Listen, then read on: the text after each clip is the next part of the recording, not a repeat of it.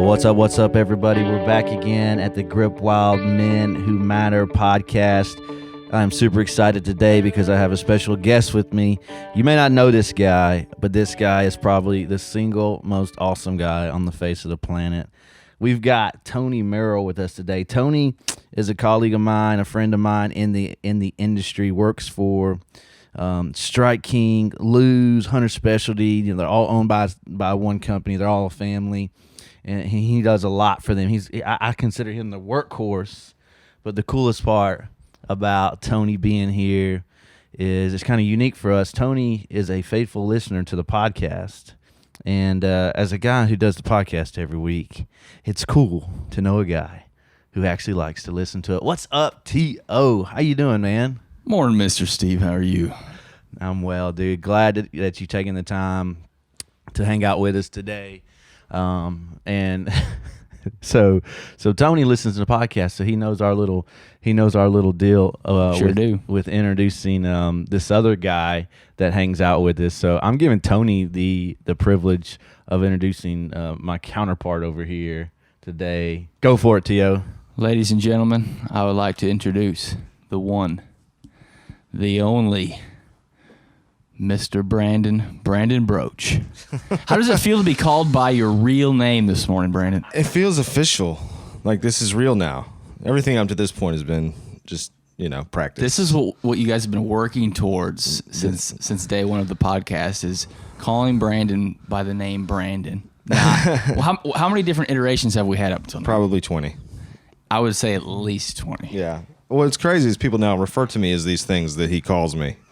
On the street. B. Roach. Yeah. Broachy. There's different things floating out there. It's so good. Tony, so glad you're here, man. And it's nice that we got to come hang out in Orlando this week.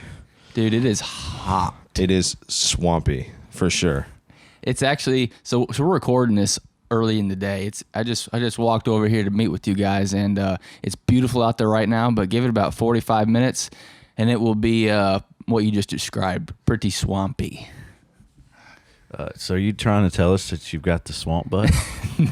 No, if I was to go do that walk in 45 minutes, that would be the case.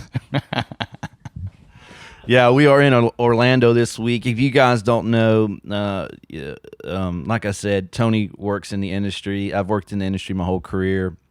So we're at a show that is an industry show where a lot of new products are launched and introduced, but mainly it's just it's a week where a typical, like any industry, where it's a convention, and so we saw it a good opportunity to come hang out with some of our folks, and so I'm glad we're getting to do some podcasts this week, and hopefully we'll get to share some of the stuff sneak peek some of the stuff that we saw this week. But talking about industry, Tony, I got to thinking about you, and I've known you for about a year and a half now, and just kind of sitting back watching you work and doing your thing in the industry, and this thought came up, and I was kind of peeling it back a little bit with Brandon. Is all of us, we could have chose any industry to work in. Tony's a very talented guy, very driven guy, as I am myself, and I don't say that as an arrogant statement or a bragging statement. I say that as like we're grinders, it's just what we are. We just get after it, and but we could have chose any industry to work in. We could have got after it at anything. And like, why the outdoor industry, Tony? Like, why did you choose the outdoor industry?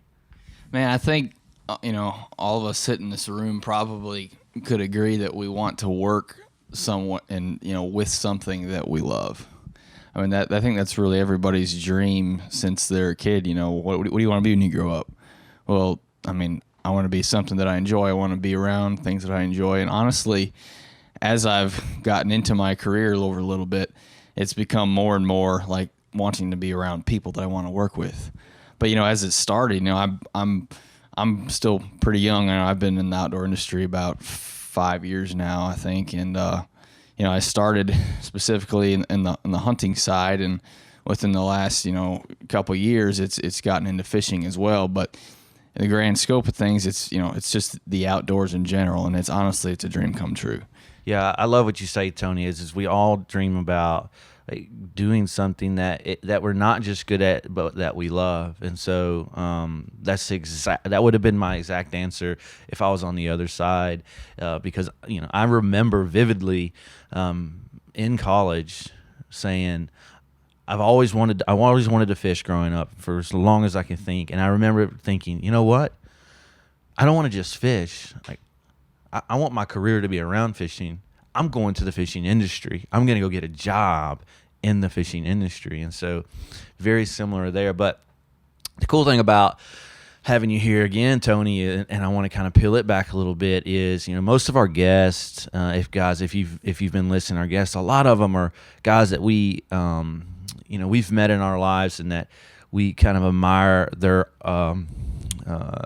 scope of work and kind of what they've achieved and the mentality of how they achieved it and what it looks like in their lives now. And so most of the people we've had on our podcast, or all of the people we've had on our podcast, have really kind of been older than us, kind of been through the gauntlet per se, and now, like what I like to say, now kind of on the other side of God's faithfulness in their life, and they've seen God's promises in their life come to fruition. So it's much easier for them to come and talk about it. Much easier for them to come and share their story. But one thing I love about Tony being here today, guys, like you said, Tony's younger. Tony's new into his career, and he's dead in the middle of the grind. I mean, Tony doesn't know the path yet, and it's a every day. It's like trailblazing. And so, tell us a little bit about like what's going through your head as in your day-to-day pursuit of what you're doing and why you're doing it.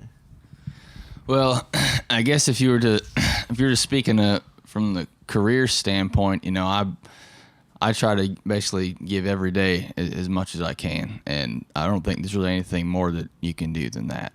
I mean, just get in, put in that sweat equity, and that's what I've tried to do since day one. And I've been really blessed in a lot of different ways so far in this outdoor industry, just by the people that I've met and the people that have helped me do things and learn things. And I can't. I sit here and look at myself now. When I started, straight out of college, I didn't think I knew a dang thing about anything, and I still have so much to learn. But I feel like I start to have a little bit of grasp of what things are, how things work a little bit in the industry. But from a personal life standpoint, when you start to talk about faith and all that, in my life, it's kind of been,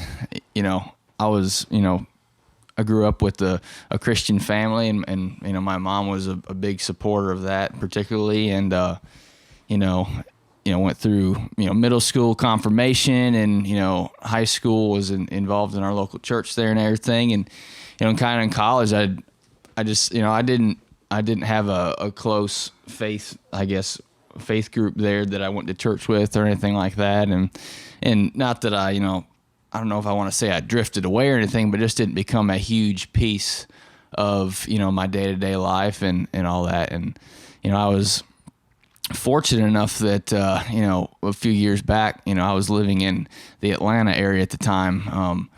One of the guys that I knew there is actually, he was my boss for a little while, and now we're still real good friends. They were real adamant about inviting me to church.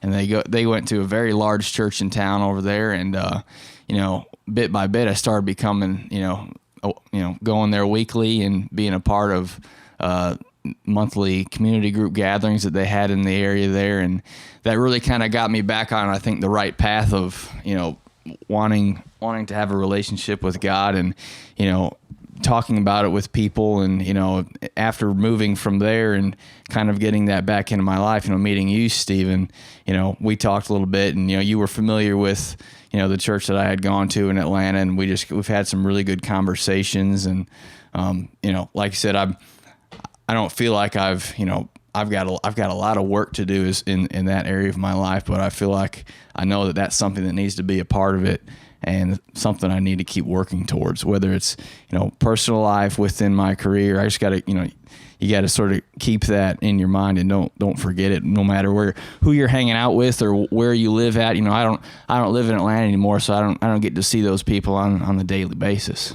Yeah, and I love that you shared that, Tony. Thank you, because it's a perfect representation of what we talk about every week on here, and this idea of what it means to be a man who matters, and what does that mean? What does matter? What does that tangibly look like? And if you listen to the podcast, you know that we're every week our constant thing that we talk about, and we want you guys to think about in the context of your journey is just like what Tony said. He's in this process. He's in this journey of going to where he wants to be, what he has seen in his experience in the church, and his experience with Jesus, and what he has seen. And so he has this. It's almost like he has this goal to reach, and he's every day of his life, he's getting up and giving it everything he has, and he's not where he wants to be, but he is in a process of getting to where he wants to be.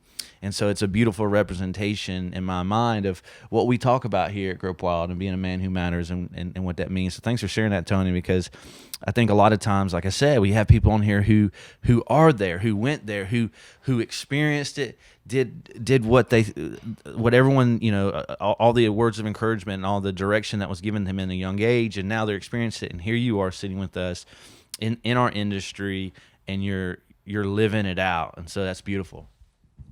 So Tony, your story is so encouraging, because this is what I got out of it. Just in your quick recap, your story is like everybody's story, and not to bring you down into the average world, but I want to bring everybody up to understand that no matter where you are now, you can go from there.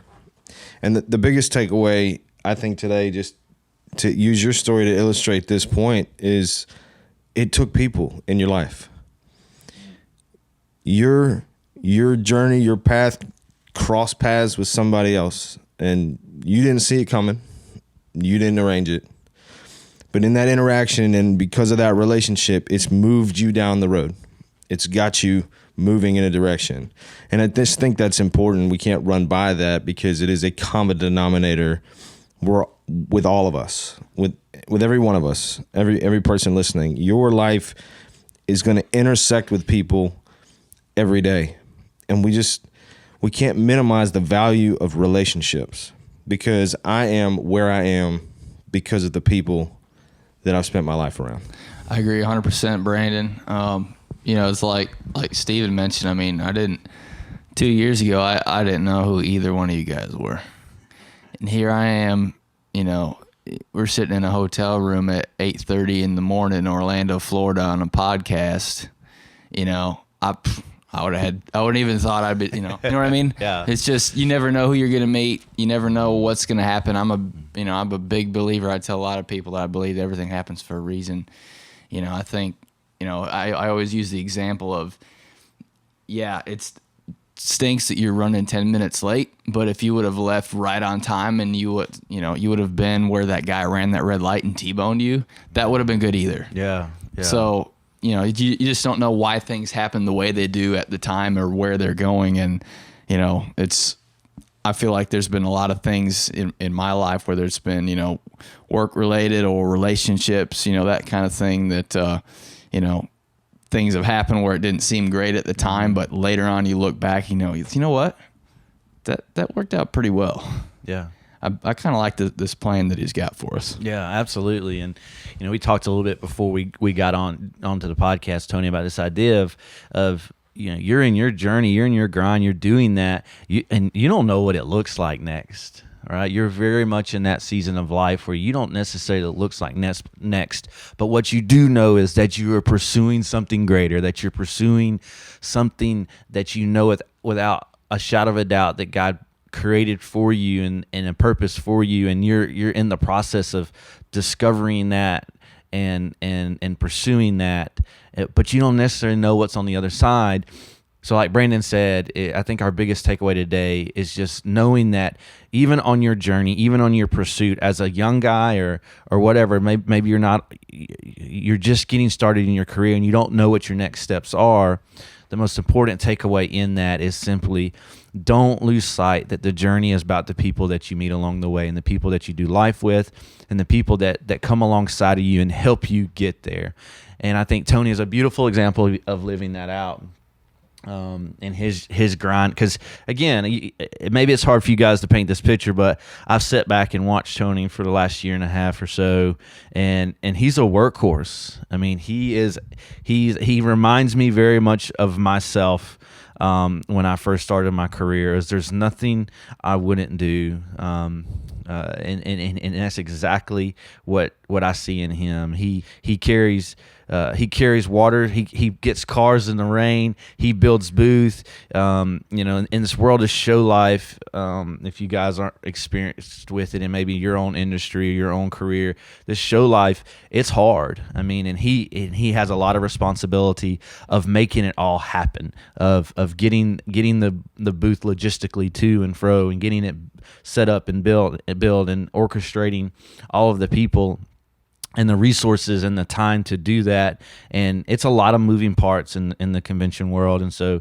he's a workhorse, and he doesn't necessarily know, but he's like a Knox with his head down, just doing work. And he doesn't necessarily know what's ahead in his life and in his career. But right now he's giving it all he has, like he said, and he's meeting people along the way. And we know that the people along the way is what's going to make the journey worth it, is what's going to make the grind worth it, knowing that we're all pursuing something that's far greater than we could ever hope for, imagine in our lives, and that God's purpose for our lives is beautiful, it's amazing, and it's bigger than we think.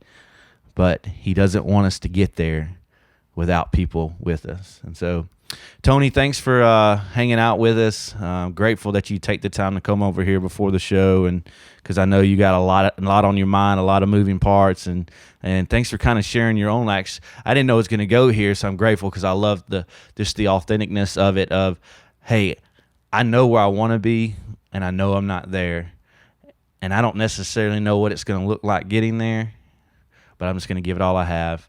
And I'm going to keep bringing people into my life that's going to help me get there. And so thanks for kind of sharing kind of your journey of where you're at, even from your faith side. So thanks, man.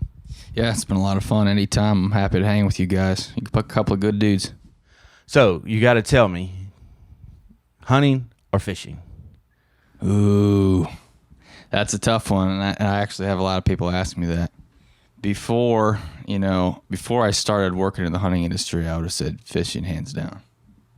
But hunting has really, really, really grown over the last few years. I mean, it is a dead split 50-50.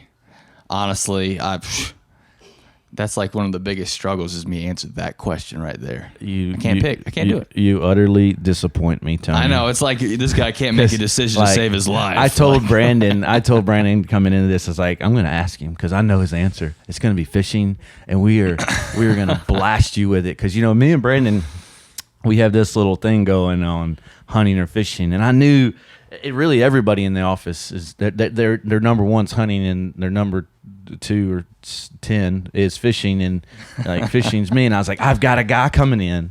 I got a guy that's going to be on the show, and he's going to be on my side. And you disappointed me, Tony. Dude, listen. I just want to say you took me on my first duck hunt this year. Oh. And thank you for that. Oh. Even though you may not have thought it was awesome, I thought it was awesome. I'm not sure that qualifies as a duck hunt, to be honest. It was a with you. duck hunt. It wasn't a duck kill.